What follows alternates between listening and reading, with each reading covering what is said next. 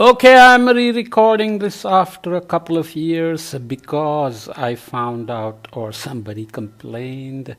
Many people have watched the podcast that I originally posted, but they complained that there was too much wind noise. Why does it happen? Because I recorded a lot of these at the Indian Institute of Technology, Bombay, and I used to leave my apartment balcony doors open, and I couldn't hear the wind noise directly.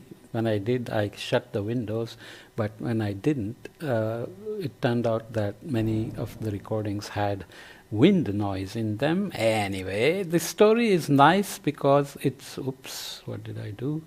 It's optimistic in the sense that it talks about how the NDCs, the nationally determined contributions that countries signed on to under the Paris Agreement and then updated them in 2022. They will keep updating them because the original commitments were not strong enough in terms of emissions reductions to reach the Paris Agreement goal of 2 degrees C by 2100 with a 67% probability. As I have said many times, this was reduced to 1.5 degrees C because of concerns from the alliance of small island developing states, and that 1.5 degrees C looks quite infeasible at this point unless we come up with some magical carbon capture and sequestration. So the question is, are we moving fast enough now in terms of mitigation to stay under 2 degrees C by 2100?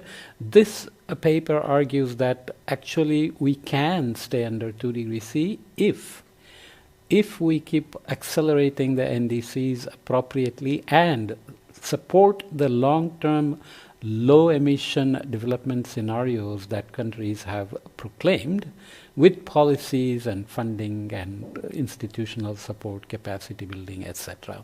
That's the main message, so you can skip the podcast if you want. But we'll look at some figures. Basically, they do some calculations. The other concept, if you haven't skipped yet, is they say there are many countries which are blowing hot air on their NDCs, which means what? There is a business as usual scenario where you basically don't do anything. You keep consuming fossil fuels for your energy and keep consuming food, water, energy, etc., and keep living high on energy intensive lifestyles so that your emissions will continue as they are or even accelerate. Because as economies grow and populations grow, there is more consumption, more emissions. Hot air is where you proclaim an NDC that is so low, in fact it's even below the business as usual, so no action is needed to claim that you accomplished emissions reduction. So anyway, you are implementing renewables and maybe people are buying EVs, and that will show that your emissions actually reduced, and it will be more of a reduction than what you committed under NDC. So such hot air has to be avoided if you have to stay on track for 2 degrees C. And the paper actually identifies some countries which are blowing a lot of hot air. Okay, so here is the first figure. Number of countries that have NDCs, long-term targets and net zero emissions targets and their share of global CO2 emissions. So altogether, there are many countries who have committed to net zero. So China by 2060, India by 2070, and then there are richer countries like Sweden by 2045 and so on. So are they really on track? That becomes critical as well, because if you want to hit net zero by 2060, you have to be accomplishing certain emissions reductions by 2030, 2040, and so on. All those things are included. So fortunately, almost all the countries are in this game. So first proposed NDCs in terms of share of global CO2 emissions by 2020, excluding land use, land change, climate forcing. So when you do land use, land change, urbanization, deforestation, agriculture, etc., you change the radiation balance, and that ends up in producing a greenhouse gas forcing, producing a radiative forcing, which we call climate forcing. So countries have updated the NDCs as well. So here, let's make sure this color codes we are getting it correctly. Almost all countries submitted at least one NDC, and the majority submitted new or updated NDCs. So those are the new or updated NDCs here. Okay, so they are higher than before, and first NDCs and fraction of the share of CO2 emissions. Look at the scale here, okay? So they covered almost 100% of the emissions in the first NDC, and they have updated the NDCs, and share of the CO2 emissions of those countries is lower. So there are details on how many countries updated and how they did, etc. And there are long-term targets in terms of nationally determined contributions plus long-term low emissions development scenarios. So NDCs are something you're going to commit to and show year by year that you are actually sticking to your increasing carbon sinks and reducing carbon emissions, greenhouse gas overall, and so on. Long-term strategies, net zero targets in policy processes, net zero targets in law, and announced net zero targets. So essentially, countries have announced, but they haven't done much. But there are countries which have already put laws in place to meet their targets. UK is one of them, I think. There are others, but there is always a bit of back and forth. If a war starts and energy prices take a hard hit, as we are having now with Iran, US, Israel conflict, then these things go out of the window, or at least take a back seat. So there are policies. So every time you commit to net zero, if the policies are not quickly put in place to support the pathways on to stay on net zero, then they are not credible. So just you know what we are saying, right? Although some near-term pledges are estimated to be very weak, implying potentially substantial overachievement, so that's hot air. So you proclaim emissions reduction that is so low that any little thing you do, or just your reduction in the energy intensity of the GDP, is going to show an emissions reductions, which is without any additional climate action. So countries with long-term targets envisage substantial per capita emissions reductions. Okay, so this is looking at all countries. 2019, what was happening, 2030, what should happen, and 2050. So countries with long-term targets are considered here, and this is looking at per capita greenhouse gas emissions excluding land use, land change, climate forcing, and global warming potential of 100, so ARC. So essentially we are converting non-CO2 greenhouse gases into CO2 equivalents so that we can do a total tracking. Net zero emissions, if it's only focuses on carbon, obviously other greenhouse gases will delay your net zero, right? So that's why doing CO2 equivalent is always important, even in per capita consumption issues. So here we are looking at maritime transport, and that's the kind of zero line where you have to go in terms of you have to be careful about how you are counting. We are looking at UK at something like 6 gigatons, tons of CO2 equivalent per capita, and international maritime transport, the bunker fluids they use, bunker fuel they use, is here at a certain, it's only small percentage. Aviation and shipping are small percentage now, but they can have disproportionate per capita carbon footprint, because if you fly once, that's like a year's worth of meat eating, let's say, okay? That's why you compare those things here. And then you are looking at different countries. India is here, Pakistan is here. The circle sizes again correspond to per capita income. Okay, so you are at about 3 tons per person in India. Pakistan is a little bit lower.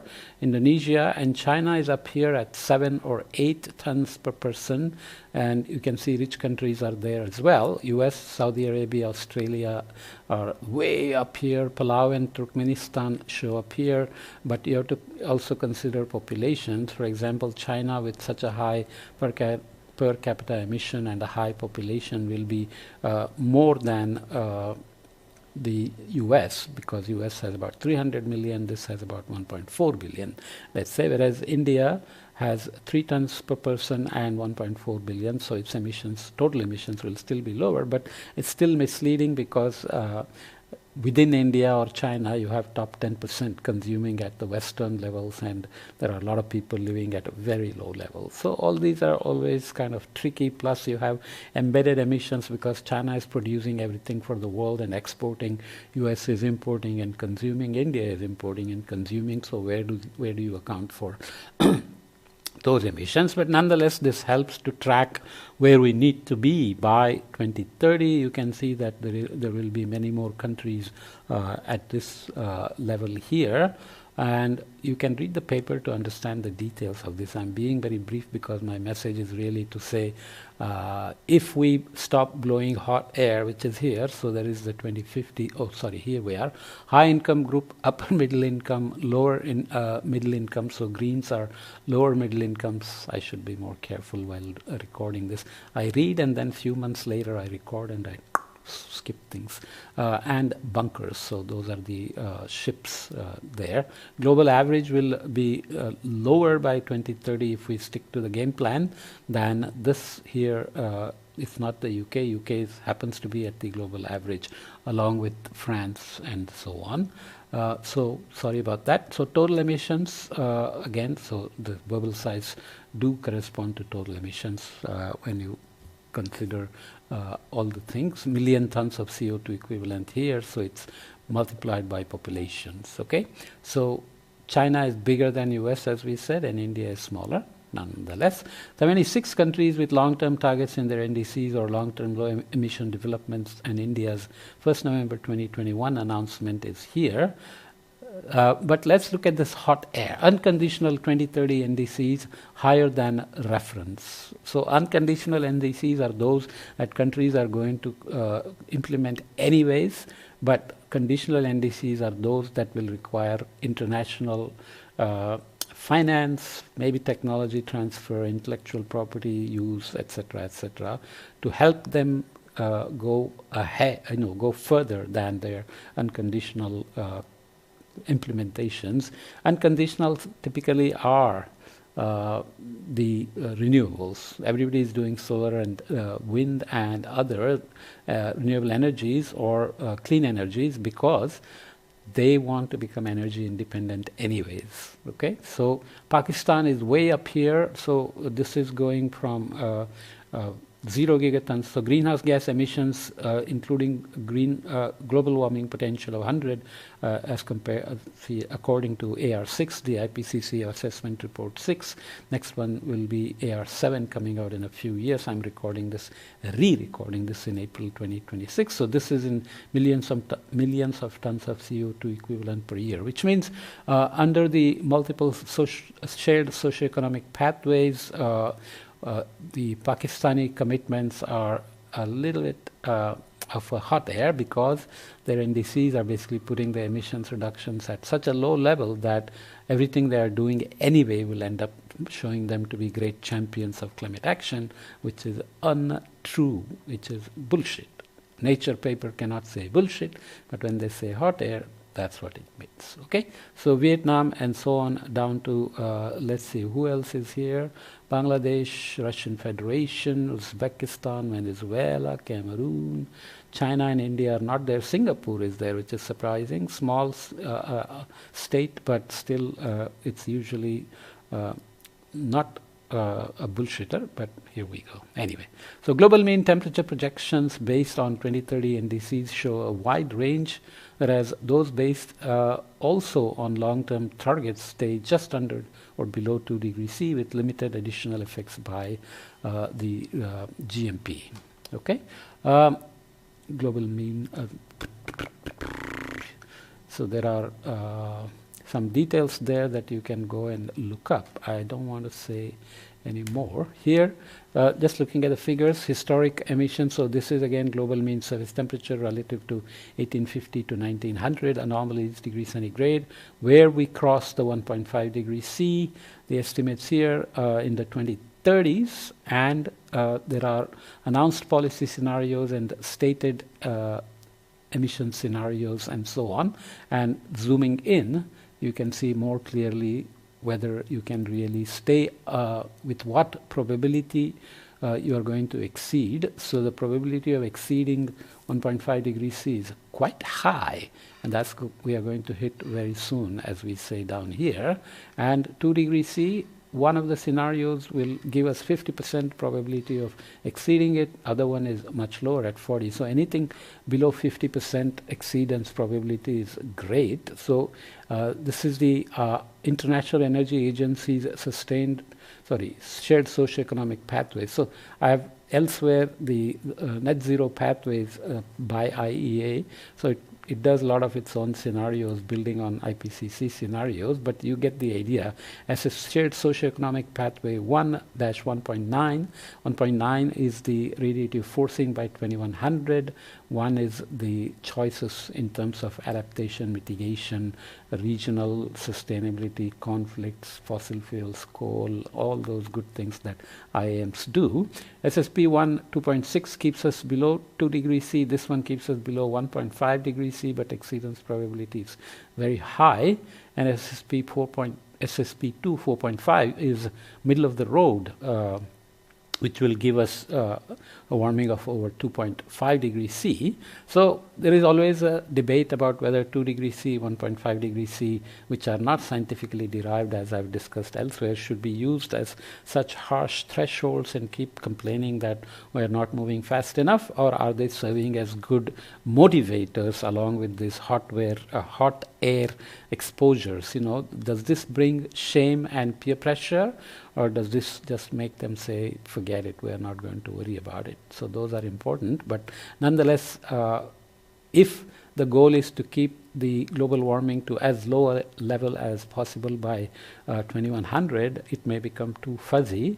So 2 degrees C may give us a good target to aim for, and even if we fail, we can hit something that is not 5 degrees C. It can be still less than 3 degrees C, but the challenge will be to say what that means in your backyard. If we say below 2 degrees C and we can't say what it brings to me in terms of extremes, rain, floods, droughts, wildfires, diseases, etc., then this may all become a bit of a international song and dance, because countries always backtrack. US backtracks, then EU also starts backtracking on their climate commitments and so on. So keep all those things in mind. There are some details on how this study's range of 2030 extension options work. In other words, they give pathways in which countries can accelerate their NDCs and implement policies to stay on long-term plans, as well as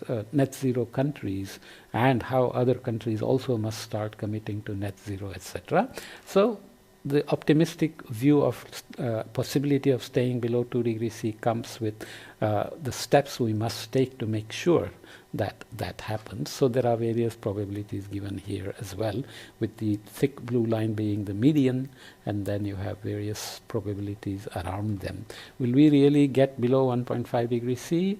Well, if you want to be super optimistic, then you can imagine that some brilliant mind is going to come up with a way to suck out CO2 and greenhouse gases from the atmosphere, like Coca-Cola, and hide it away somewhere, and then we will quickly crash the global temperatures back to below 1.5 degrees C.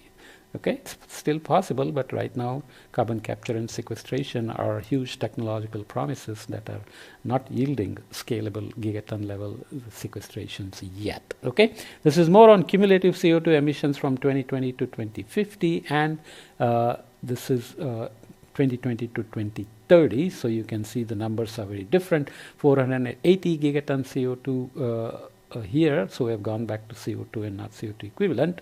This is at 1400. So various countries are identified as to where they are currently. Let's say we are in 2026. So this is a paper that's a bit older, but nonetheless there are many good news items along the way. Renewables are going gangbusters. EVs are growing in number. Emissions from coal power production has dropped for India and China, and so on. So you can keep those and work your way down here. By 2022, India was down here, but COVID had an impact on this, and we have bounced right back after that. So you have to be careful. Okay. So this is for 2050, so where we need to be in terms of the reduction. So range of results for only unconditional NDCs in yellow, and range of results for full implementation, which is conditional, which means aid has been given to go further than unconditional. So you can see the emissions reductions are further down compared to conditional, conditional, or total. Unconditional and total. All good news. Okay. So this is just further additions. Global greenhouse gas emissions in 2030 relative to 2035. So shorter term projections. Again, what is required for other countries as well. What is the point? Here is 1.5 degrees C. So basically by 2030, this is saying peak median warming in 21st century relative to 1850 to the baseline is 1850 to 1900. So with China and India's help and total NDC commitments, so conditional plus unconditional, we have the possibility of staying under 2C, but in the meantime 2100 is where we need to be by 2022. 2030 is now, I'm recording this in 2026, so forget 2022. We are not on track in 2026, but 2030 is here, and we are saying that's a big time horizon where we can again make sure that the NDCs and the commitments and the implementations are all on track for 2 degrees C by 2100. So these are very strict timelines, and already 2040 is being looked at in terms of whether countries are implementing NDCs, updating and accelerating NDCs, and putting policies in place to support all these things. Okay, so limiting peak or 2100 warming to 1.5 degrees C is dependent on 4 main pillars. First, existing long-term pledges and targets need to be underpinned by policies and measures during this decade. Second, emissions reductions targets this decade need to be substantially enhanced to reduce emissions by 45% by 2030, which is what we were looking at here. Okay, and 45% by 2030, and to decisively reduce non-CO2 emissions. Third, countries without net zero targets should consider announcing and implementing such targets with appropriate support in the case of low-income countries. So low-income countries can announce net zero, but they will need help to get there. Finally, countries with net zero targets could bring their net zero dates forward. So India can, let's say, go to 2060, China to 2050, and so on. Or aim for net negative targets, which means you will take out more CO2 than you're emitting. All imaginary scenarios at this point based on what technological readiness levels we have for various geoengineering approaches, or at least carbon capture, utilization, and sequestration approaches. Commitments made so far, especially for this decade, fall far short of what is required to limit temperature rise to 1.5 degrees C. Any delay in reversing the upward trend of emissions, phasing out the unabated use of fossil fuels, and developing sustainable additional and permanent negative emissions options will put this target out of reach. Okay, so if we keep on shooting for this nice and round number which arose out of Nordhaus's random made-up number in the 1970s, and European Union running away with it, and then IPCC bending backwards to try to fit things to it, then maybe we'll end up with as low a warming as possible. Okay, so why not fight for a target, no matter how it came about? Okay, let's leave it here, and the sound should be good now. Sorry about the previous podcast, folks. Here we go.